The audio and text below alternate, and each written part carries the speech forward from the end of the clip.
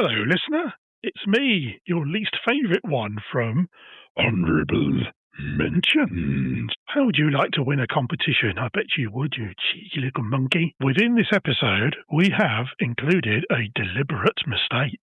If you can spot the deliberate mistake, let us know where it is on Facebook at Honourable Mentions Pod or Instagram at Honourable Mentions Pod, or you can email us at honourablementionspod@gmail.com, or even on Spotify or wherever you are listening to this, you can message us.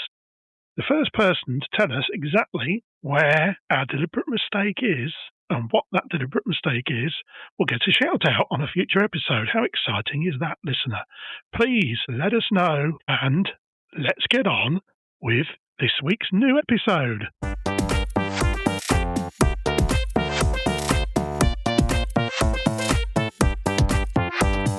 Honourable Mentions. Hello, Neil.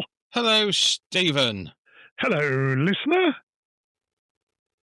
Oh, quiet. But I presume you are fine, listener, and you are doing very well today. How are you, Neil? I'm tickety-boo, thank you very much, Steve. I'm very good. Tickety-boo and tippity-top? Yes, tip-top and tippity-top, top of the top. You know, our last episode, Yes. we talked about a woman. Yes. And that's only the second time we've done that in all of the Honourable Mentions. And this is episode 12 of Honourable Mentions. So I thought we should cover another female. In what? In Honourable Mentions. Yeah. Okay. So we're going to look at another life of a lady. A lady? If you can imagine a lady. I can imagine a lady. Have you ever seen one? I'm married to one. Yeah? Yeah. Best way to go. If that's the way you float your boat, of course. Other people might decide otherwise, and that's entirely up to them. There's no judgment here. No, exactly. But we're going to talk about a lady, and in an Honourable Mentions first, we're going to talk about someone who's very much still alive and well. Ooh. You're right there. Did you have a bit of a turn? Yeah, I just sat on something. It was quite nice. So this person is very much alive and well, and she is a lady. So there's some clues there for you already, Neil. Does that narrow it down at all? Yes, I think I've got an idea who it is. Who is that, please? Ain't got a clue. It's Elton John. Elton John? No. Why'd you say that for? No, you said it. I didn't. I think you'll find I said Caroline. Oh, we probably did then, sorry. Caroline was born on November the 27th, 1957, at New York Hospital. Really? She was the daughter of the US Senator from Massachusetts. Ooh. We know a song about that. We do know a song about that, and we covered Massachusetts, dear listener. You may recall in our episode about the Mary Celeste, which I think was that episode 4? I don't know. Like that. I don't know. It's all the same, isn't it, on Honourable Mentions. But of course, it's not all the same on Honourable Mentions. Because we like to give you something new every episode, listener. Because we love you. Yeah, little tidbits. A year before Caroline's birth, her parents had a stillborn daughter called Arabella. That's sad, isn't it? Oh. She later had a younger brother who was born 2 days before her third birthday in 1960. Oh, so she'll be okay. I'm getting there. So she was born in 1957. Oh, Helen Mirren. Caroline. Oh, sorry. That's one of your big clues. Okay. Another brother, Patrick, died 2 days after his premature birth in 1963. That's quite a sad little family, although they've got 2 healthy children, but they've had their own share of tragedy. Yes. Yes, they have, haven't they? Will that tragedy continue, or will it lighten? Well, let's see, shall we? Let's please. I'm waiting with bated breath. I went fishing and swallowed a load of maggots by mistake. I had to go to A&E, and I sat waiting with bated breath.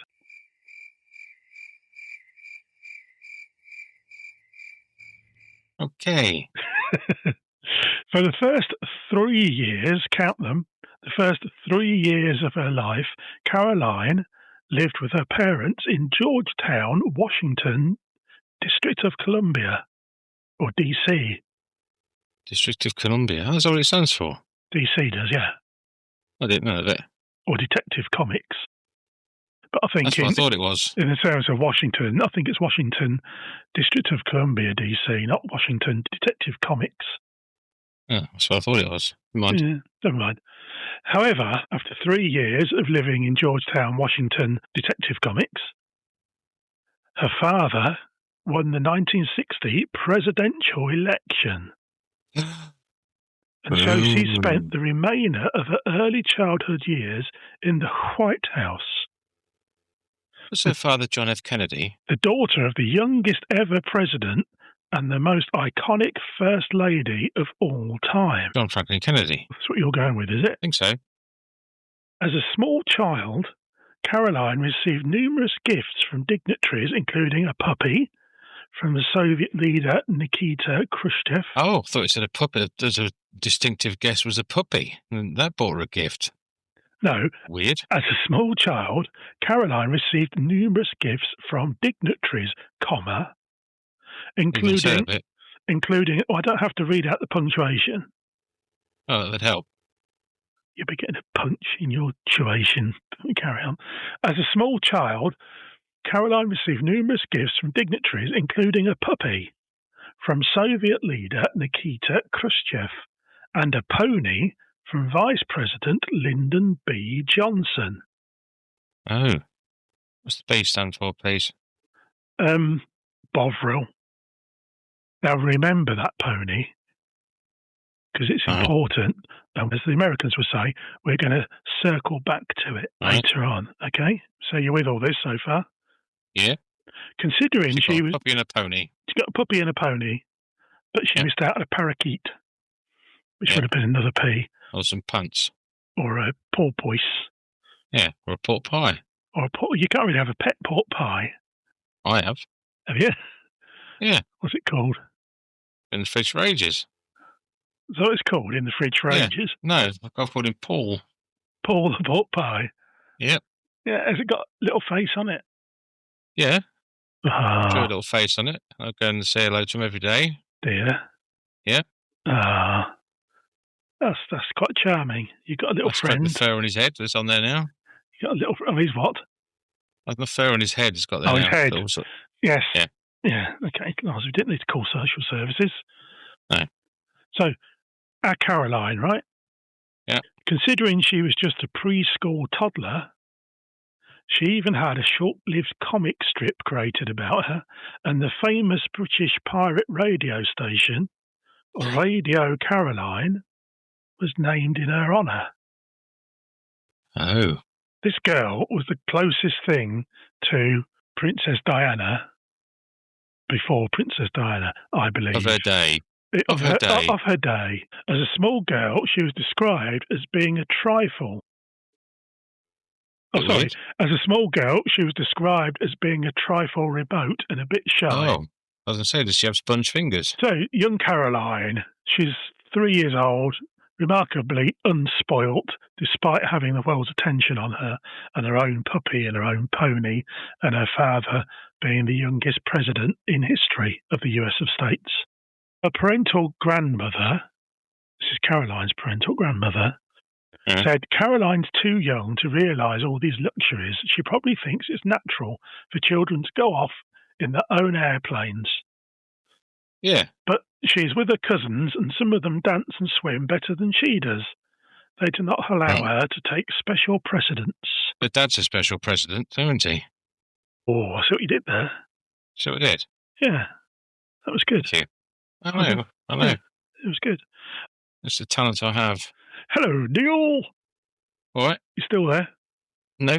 Oh, he's gone. So there was Caroline, right? Her privileged life was not to be without tragedy. Well, steps weren't around back then, were they?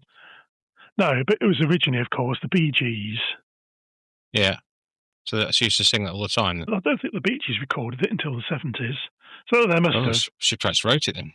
This was back in their travelling troubadour days, the Bee Gees, when they were going house to house. Her father, the President of the United States of America, and I'm going to read this out, Neil, because this if this is a shock to you or spoilers for our listener.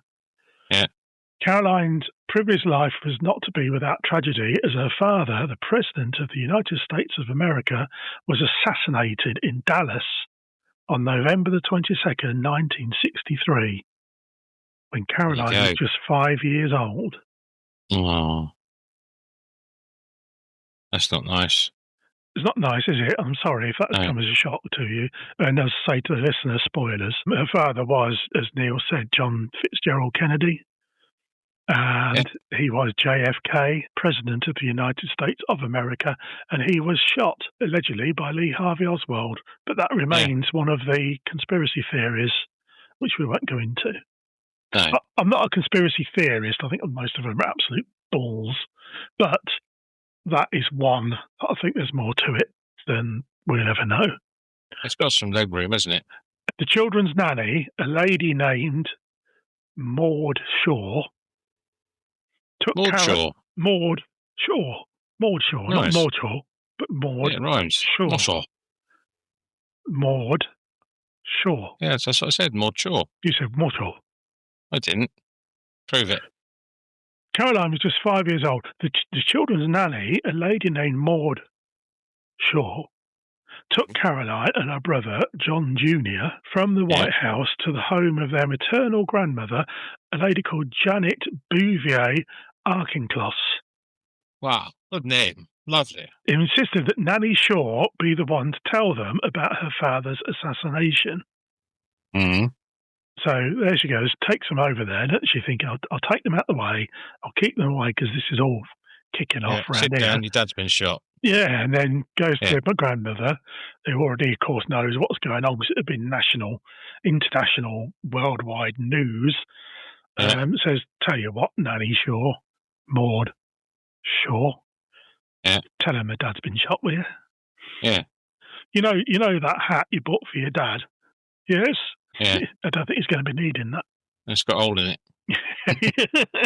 That evening, Caroline and John Jr. returned to the White House, and while Caroline was tucked up in bed, Shaw broke the news to her, Maud Shaw. Oh, she was asleep. That was a bit of a get-out clause, wasn't it? Just tucked her up in bed. Sweet dreams. Oh, by the way, your dad's dead. What is that? Bye. What did you say? I said, no, nothing. I said, night. Yeah. Don't have nightmares, sweet dreams. So do you reckon poor old Caroline was just sort of left there staring at the ceiling, totally traumatised? Yeah. She did say well thought, she said. Yeah. So a way to find out, isn't it? On December the 6th, 2 weeks after the assassination, because he was still dead at this point, Jackie, that's the mother, of course, Caroline and John Jr. moved out of the White House and returned to Georgetown. But their new home quickly became a tourist attraction. Oh, hey, was it Disneyland? And the family left the following year. It wasn't Disneyland, Neil, no. Well, I can see why you said that, because you're incredibly stupid. But, no, it was more of a tourist attraction. Not. Pardon? Yeah, exactly. You're not what? No, I'm not hot. No, the window's open. It's quite nice. Oh, good. As long as you're not hot, that's fine. Yeah. Yeah. When I say tourist attraction, of course, I mean in a morbid fascination kind of way, not in as it's got a log flume. The family moved out the following year and later moved to a penthouse apartment at 1040 Fifth Avenue on the Upper East Side. Of New York. Yeah. So, of course, Lyndon B. Johnson then became the President of the United States of America. Mr. Bovril, Mr. Bovril. And his legacy was that he signed the act that disbanded the Jim Crow laws, which is what it is we spoke about in our last episode, listener. Yes, it was. Yes, that's right, Stephen. Thank you. In 1967, a 10-year-old Caroline christened a U.S. Navy aircraft carrier in the name of her late father. I know it was her idea, and they all expected a USS Kill Machine or something. Yeah, Jemima Jet Pants or something. Yeah, and she suddenly turned up with USS John F. Kennedy. But that's what it was called. Over that summer, Jackie took the children on a 6-week trip to Ireland. Nice.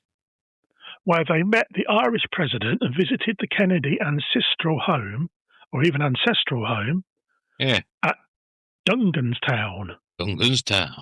Dungan's Town. We're on down to Dungan's Town. No, it's not the wrong one, is it?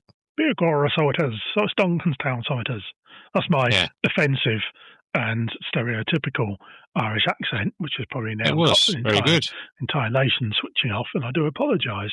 At one stage, Caroline and John Jr. were surrounded by a great swarm of press photographers while playing in a pond. Aww. Jackie was horrified and terrified. That's even worse. Who's Terry? Jackie was horrified and telephoned Ireland's Department of External Affairs to demand that she and the children be left in peace. I should think they should be. Leave us in peace. As a result, further attempts by the press to photograph the family ended with arrests and the photographers being jailed.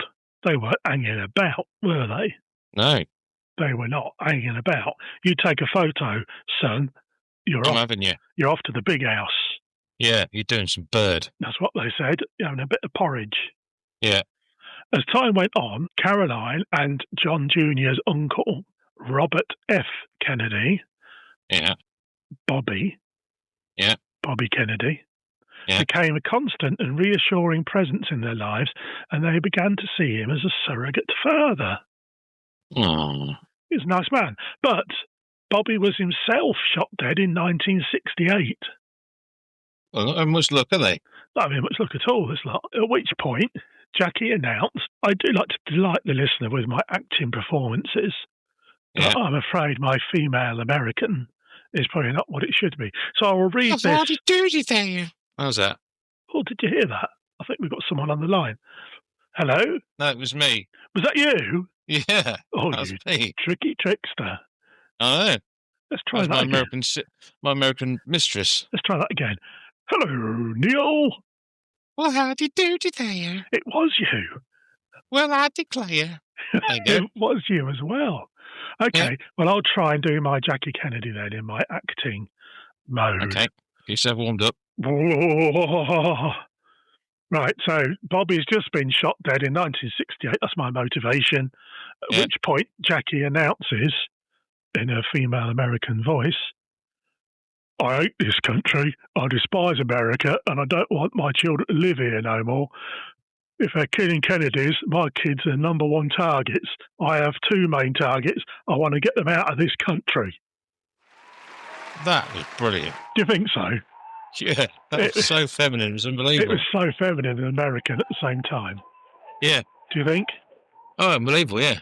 Yeah, I think superb. So. I think so. Oh, someone's just thrown a bunch of flowers onto my desk. I'll take the applause. A few months later, she married Greek shipping tycoon Aristotle Onassis. And what's got you there, Neil, please? His name, sorry. You've never heard of Aristotle Onassis? No. Until I've just said it just now. That's it. I've heard of Aristotle. Aristotle the philosopher or Harold That's Stottle? Him. Yeah, I know it was something to do with posh things, but yeah, I don't know who the other one was. The Onassis, I assume she married him. That's why she became Jackie Onassis. So I've heard of that. You've heard of Jackie Onassis? Yes. But not Aristotle Onassis. No. And it's something to do with posh things, like philosophers. Yes. They're all posh, aren't they? Philosophers. He was then Greek. I don't know whether he's posh or not. But he might have been. This is not someone from your local pub called Harold Stottle you're thinking of. This is Aristotle. No. Oh, right. No, we'd have called him Harry, but it was Harold. Yeah, Harry Stottle. Yeah. Harry. Is a bugger for the bottle. Should we carry on? What's he doing? Aristotle was a bugger for the bottle. That's your Monty Python Philosopher's song. Okay. Leave it at that. Manuel Kant was an old piss and that sort of stuff. Okay. So we've got Jackie Kennedy becoming Jackie Onassis, and they're going off to live on Skorpios, the private Greek island of Aristotle Onassis. Ha ha ha, what a funny name. The next year, 11-year-old Caroline attended the funeral of her grandfather, Joe Kennedy, and her cousin David asked about her feelings towards her stepfather, and she replied, Go on. I don't like him. Bum, bum, bum, bum. Why not? She could have replied, never heard of him. That's a funny name. Yes. But she didn't. She said, I don't like him. Oh. There you go. What did he do then? Was he a wrong un? I don't think so. He just wasn't her dad. He just wasn't her father. And I think she just sort of didn't like him because even though he's got his billions in cash and he's making her mother happy, she was an 11-year-old girl missing her dad. And there was this bloke as a stepfather. And, of course, they had a surrogate stepfather that should have very much. He was also shot. Yeah, but he might come back in a shower. I was just going to say that. This time he didn't. Yeah. So, yeah. So Bobby was shot. So, yeah, 11-year-old girl reacting like that is probably not a surprise, Neil, I would say. Hmm. In 1970, Jackie sent a letter to her brother-in-law, Ted Kennedy, in which she wrote that Caroline had been without a godfather since Bobby died and she would like Ted to assume the role. Nice. So Teddy Kennedy is another name, isn't it, that echoes down the ages. Ted began making regular trips from Washington, District of Columbia, or Detective Comics, we can't quite nail that one, to New York to see Caroline, where she was now in school. A year later, Caroline, not quite 14, returned to the White House the first time since her father's assassination when she was invited by President Tricky Dicky Richard Nixon to view the official presidential portrait of her father, which has probably now been painted over and moved aside for a big one of Donald Trump. Yeah, just painted just big orange splat. But it was later that same year that Caroline experienced an even more traumatic event. Oh, what's happened? Did Ted get shot? So this is 1975.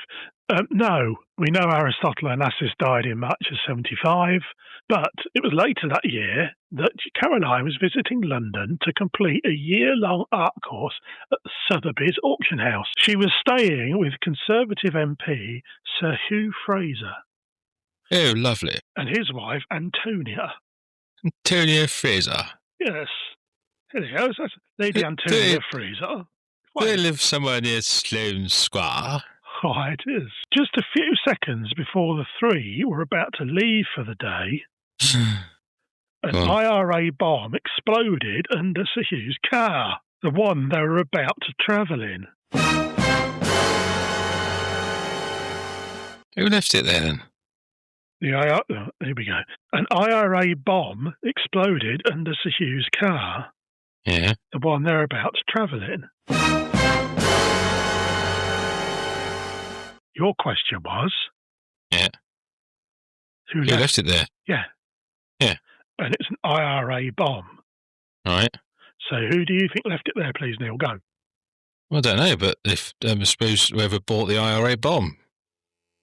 Yeah. Or the IRA. The Irish Republican Army.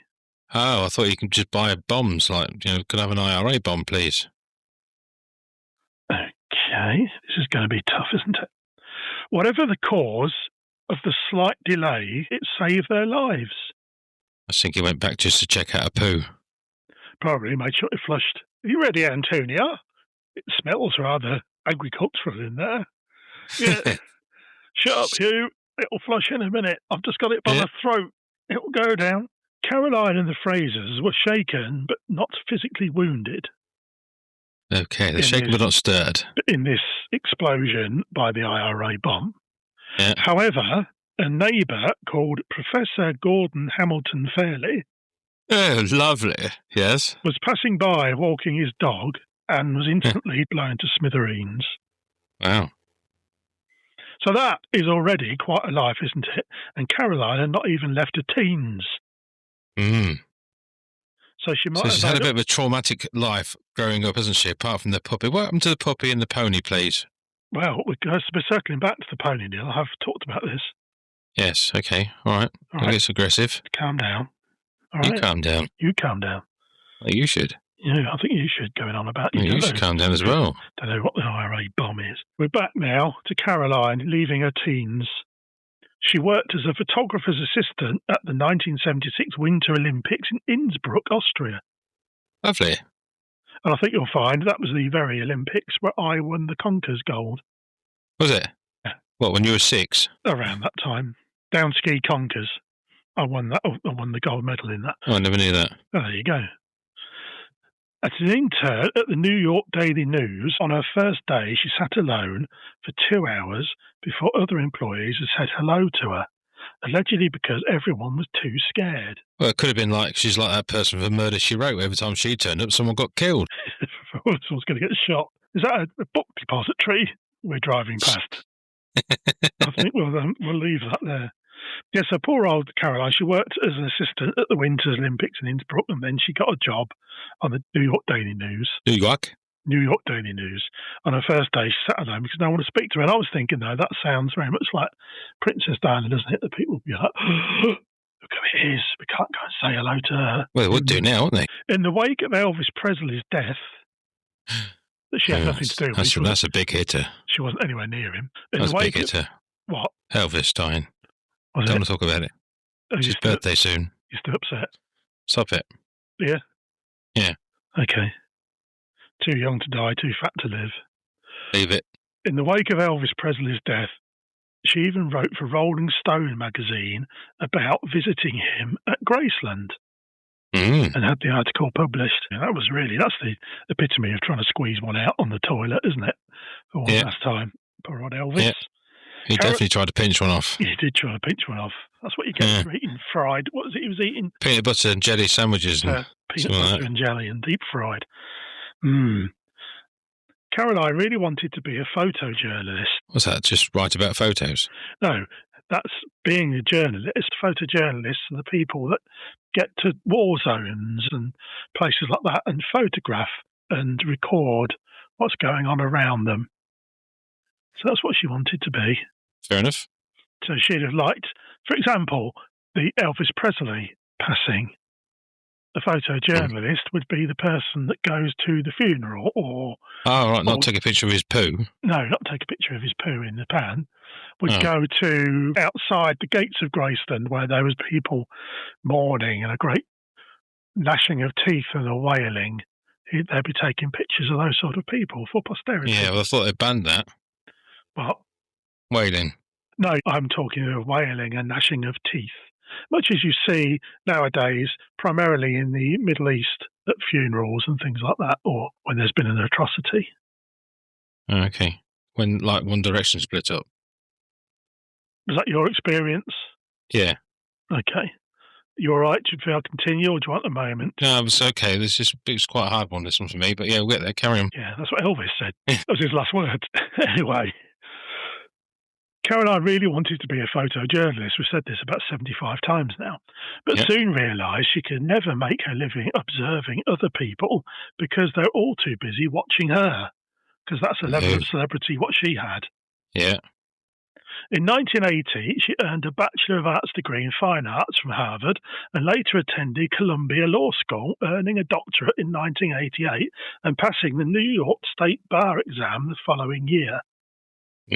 So she wasn't just the daughter of JFK and Jackie Kennedy. She got there on her own merit, didn't she? She got some brains on her as well, didn't she? Yeah, she can pour a pint. Is that what you're going with?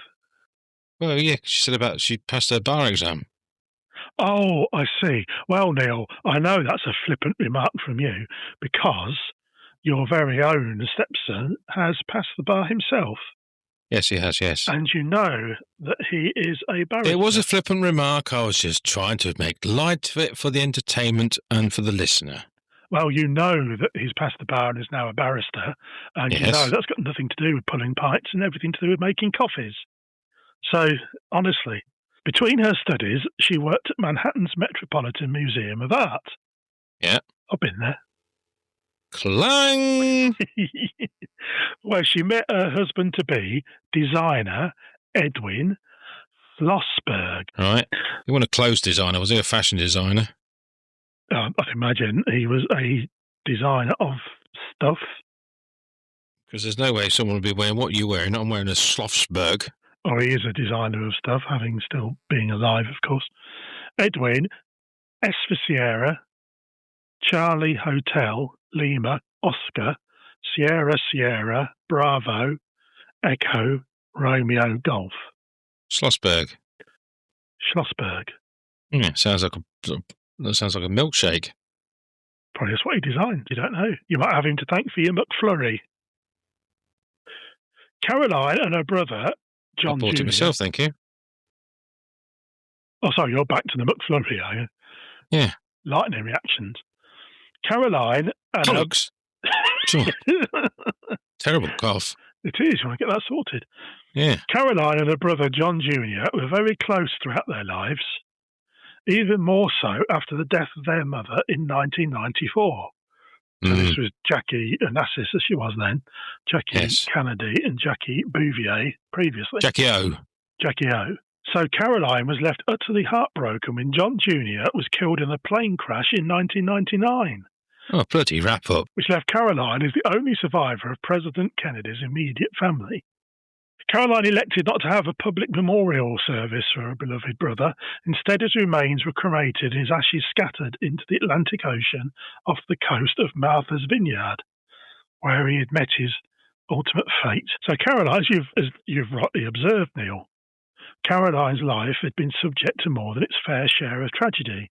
But we can jump ahead now to some happier memories.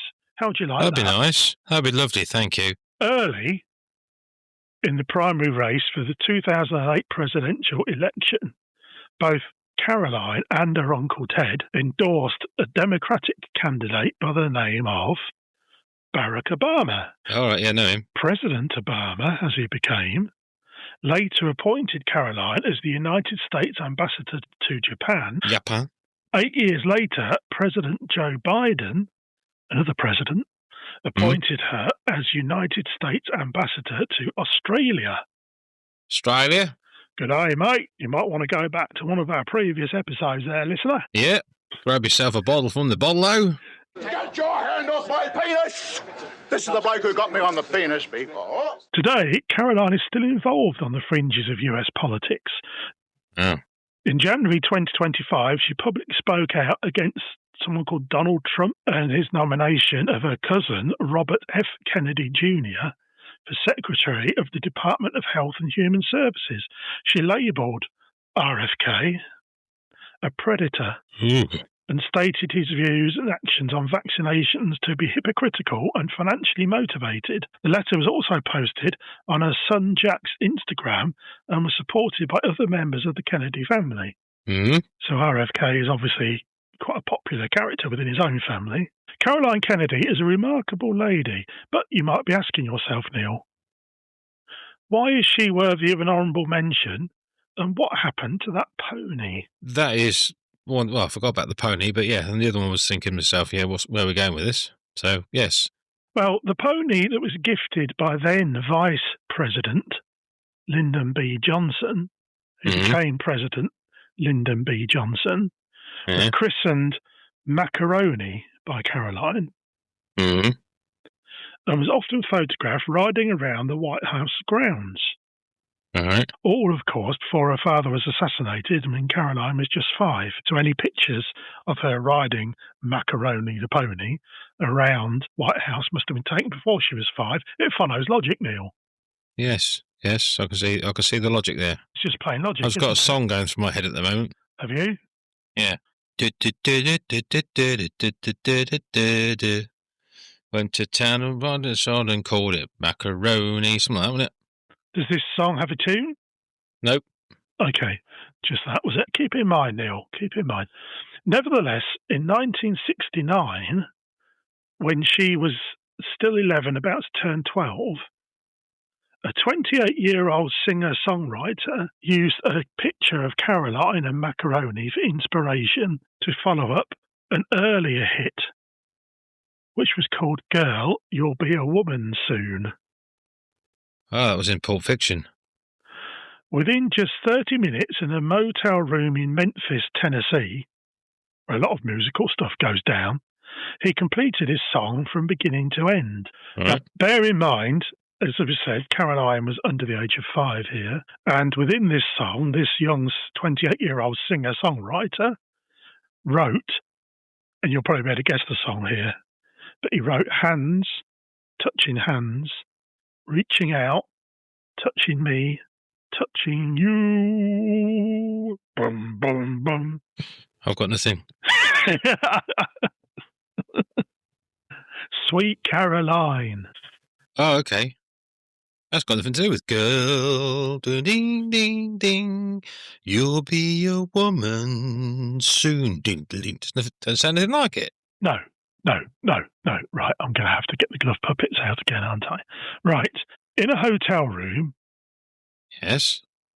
a 28-year-old singer-songwriter used an old picture of Caroline and macaroni for inspiration to follow up an earlier hit called Girl, You'll Be a Woman Soon. So that was his prior hit, his previous hit, if you will.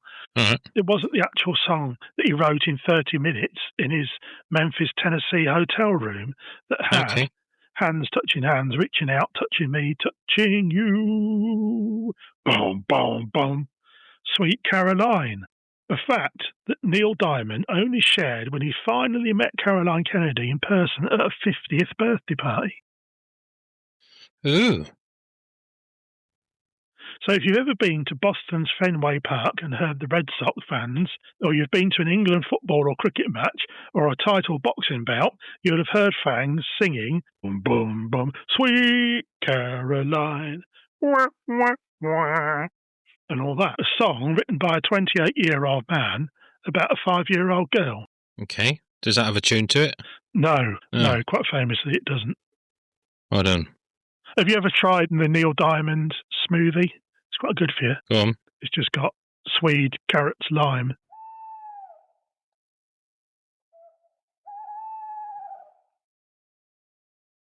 Still got nothing.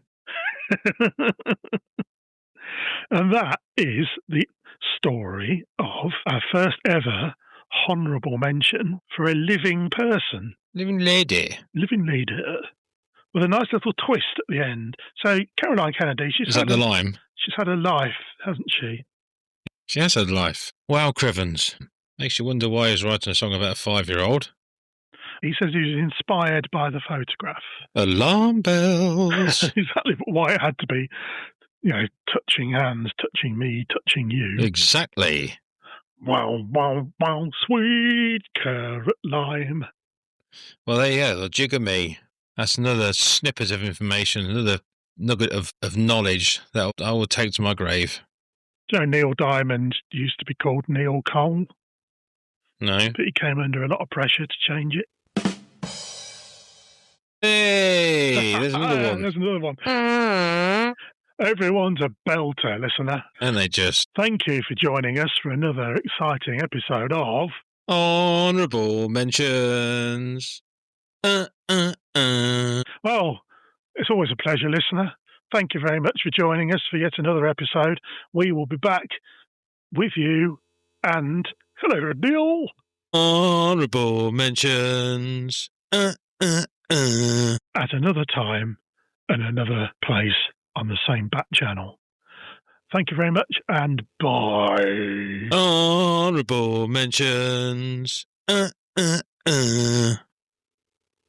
This is Walter Cronkite reporting for Honorable Mentions. We interrupt this podcast with some breaking news. It is my terrible duty to report that earlier today, about 10 seconds ago, in fact, we reached the end of this episode. Please try and remain calm. I have received by wire the following statement direct from the Secretary General of the United Nations. It reads as follows.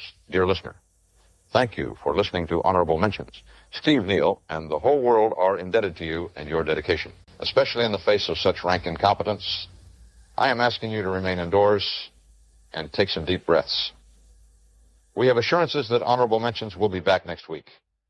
Do not panic. If you need further reassurance, you can follow the podcast on Facebook and Instagram, or email honorablementionspod@gmail.com. I can also offer further comfort in confirming that Honorable Mentions is an Uncover Brothers production, and each episode is researched by Stephen Webb. Pepe and the Bandits are still very much on board, having written and performed the theme tune. Well, it has been my solemn duty to report many incidents and historic moments, but I can't recall anything of such magnitude as this. Please, be strong. You can listen to Pepe and the Bandits wherever you stream your music, and maybe that will help us get through this difficult and challenging period. This is Walter Cronkite for Honorable Mentions, and that's the way it is. Stay classy, listener.